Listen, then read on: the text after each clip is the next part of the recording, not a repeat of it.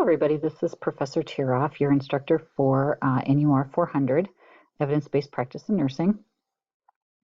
I'm just going to kind of go through week one here, and just so you kind of have a little bit of an understanding about the course. I know it's Wednesday, but that's okay. You're kind of getting started into everything, so that's great. What I'm going to show you first is in the overview, there is the syllabus. So make sure you read through the syllabus. My contact information there is there. You're welcome to text me please identify yourself. And you can always call me. You can always email me. And I don't make specific times for appointments because I know everybody's day is different. So I'm flexible. I'm happy to make an appointment in the morning, in the afternoon, in the evening, if that's what works best. I can do it via Zoom. I can do it via Skype. Those are pretty easy things to do over the internet. So just kind of an understanding. I am reachable. So what I'm going to do is go into week one here and kind of briefly go over this week. This first week is the spirit of inquiry. So we're going to kind of look at nursing research, evidence-based practice, and how it helps you to start to inquire about things. I noticed a couple of you wrote in your introductions that you wanted to know why you were doing something, and that's really what evidence-based practice, nursing research, quality improvement, that's all trying to answer that question why. And you should always ask the question why. Just because it's been done that way for so long doesn't mean that it's the right way. It's kind of what they call a sacred cow. In other words, you've been doing that, whatever that is, for so long that that's just the way it's done. And so we have to dismiss some of those sacred cows. Sometimes it's right. Sometimes what you've been doing is perfectly right, but sometimes it's not. So you just need to know what the best practice is. So the first thing we're going to look at is the materials section of this course. So there is a lot of reading in this course. There's a lot of reading this week, and I do apologize. But the stuff that you're reading in this book, in the book this week, and then the different links and stuff, gives you a basic foundation to go off of as we go through the course. You will notice that every assignment lays the groundwork for the next assignment. So this week you're talking about identifying a research article and what the difference between nursing research and quality improvement and evidence-based practice are. Next week, you're going to look at P-code and searchable question. Also in week one, you're going to be looking at your topic of interest. Your topic of interest, again, is something that you're interested in. And so make sure you read the document for the assignment, and I'll go through that here in a few minutes about how it's to be constructed, written in other words, and what to think about. So all of the links here for these readings are very good links. Just so you can kind of, I'm going to pull up here. This first one is this Anatomy of a Research paper by by Richard Branson. He goes through and it's 2004, but the information in it hasn't changed over the last 13 years. This talks about how research papers are set up, what's in those specific sections of the paper, like the title page, the conflicts of interest, the abstract, all that kind of stuff is in this nice article. So this is a great article to read. Another one that's a great article, I'm just pointing out a few of these. They're all very important, but just a few of these.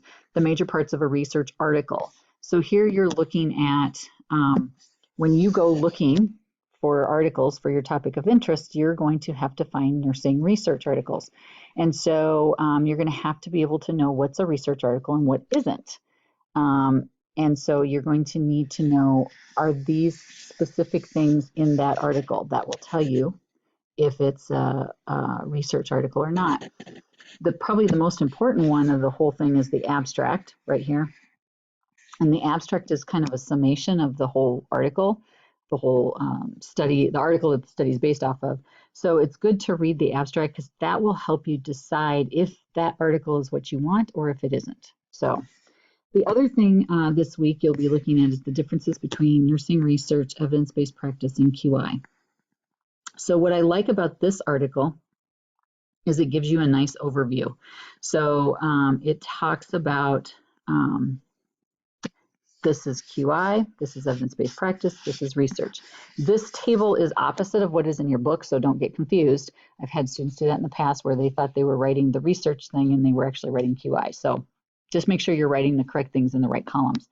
But this goes through and tells you the different things. In other words, so when you're talking about when you're talking about the purpose of a QI, evidence-based practice or nursing research, you will notice that the purpose listed here for QI is to improve workflow processes. Evidence-based practice is finding best practice, the strongest evidence available to do and provide the best patient care. And then nursing research is just that. It's research. It's actually doing research studies and finding out what is good and what isn't, what works and what doesn't. So this is a very good article to look at and to look over and over again. I specifically like down here where it talks about methodologies. So here's QI, here's evidence-based practice, and here's nursing research. The QI part is very important because you will talk more heavily about quality improvement in NUR 420, the leadership course, and in NUR 450 and 455, the capstone courses. So this is a good article to have.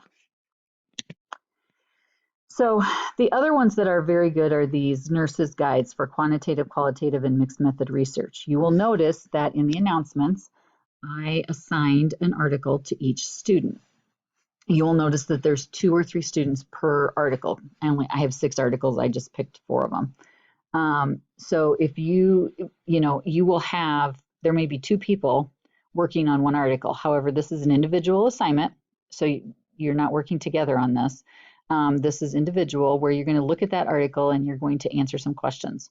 And so that's what these articles here about quantitative, qualitative, and mixed method research are important to help you with that.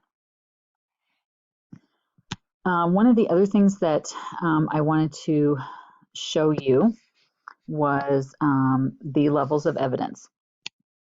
And the reason I'm showing you this is because in your book, you will notice that there are several tables, charts that talk about levels of evidence.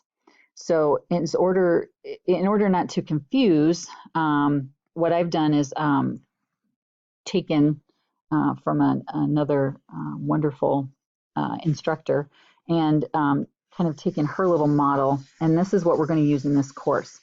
This is very important because you're going to be identifying the level of evidence that your research article has based on these levels. So, and this will be on the literature review matrix, where you're going to analyze each of your articles, the 4 articles that you pick.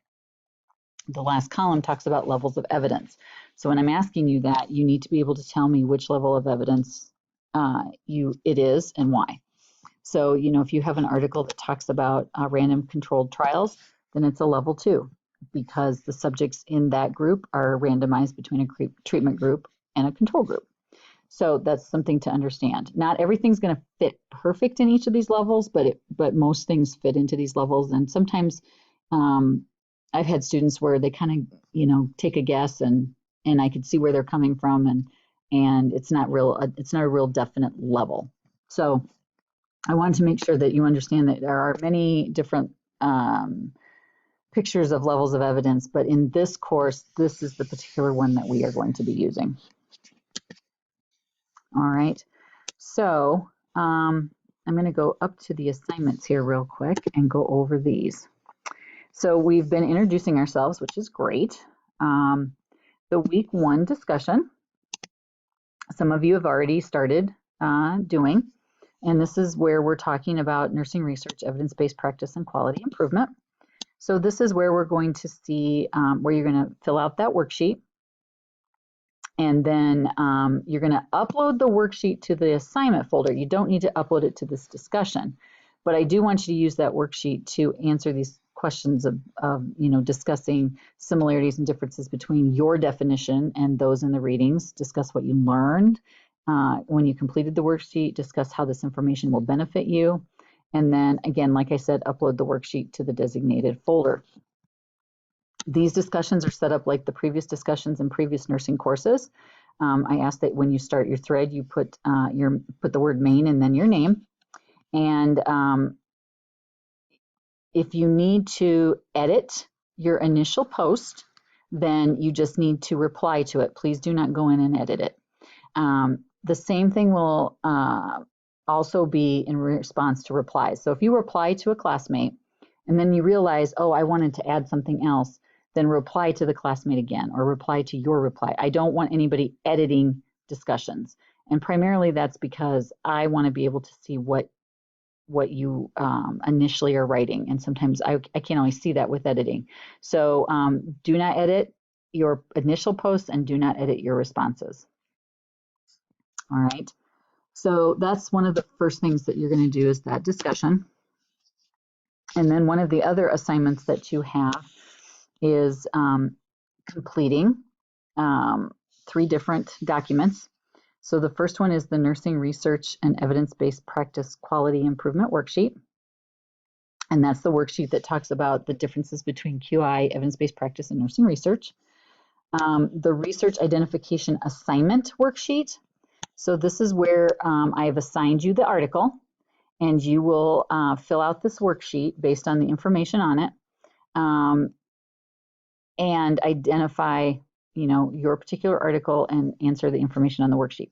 If you have questions about any of these assignments, please, please, please do not hesitate to contact me. I would rather you do that and ask questions versus, just thinking you understand and not. So what I'm going to do is I'm going to go through this topic of interest real quick. And I know some of you may have already turned yours in for the week, and that's great. If after you see this and you want to go in and edit, change that assignment, that's fine. You have till Sunday to do that. So, but this is talking about the topic of interest that you're going to pick. I am not going to pick it for you. I don't know what your interests are.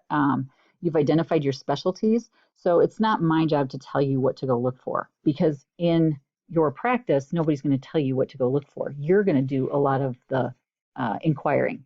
So you're going to need to figure out what that topic of interest is. It is very important, however, that the topic of interest is a model procedure or problem within your nursing practice. That's very, very important, whether it's your specialty or nursing practice in general. And so it has to be a topic that has a nursing focus, in which the nursing has the ability to change or influence that change. So I've given a couple of examples of what is and what is not. So like I have written here, an example is studying the effects of music on pain management in cancer patients. An example that is not nursing focused is whether or not an insulin drip is appropriate for ICU patients. That's not our call. That is the call of the licensed practitioner, whether it's the nurse practitioner or it's the doctor.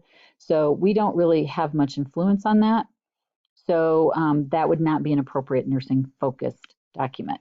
The other thing you can do too is also ask your coworkers and ask your manager what might be a good topic. This topic is the topic you're going to use for all of your assignments the rest of this course. So make sure it's a topic you like, because if you dislike it, it's going to make it really hard for you to do the rest of the assignments. So in the assignment for the topic of interest, make sure that you include a title page in APA format and discuss all 5 of these things here. So I want you to think about 3 or 4 topics. I want you to pick one of those topics and tell me, describe it a little bit. Why'd you pick it? What do you hope to learn from it?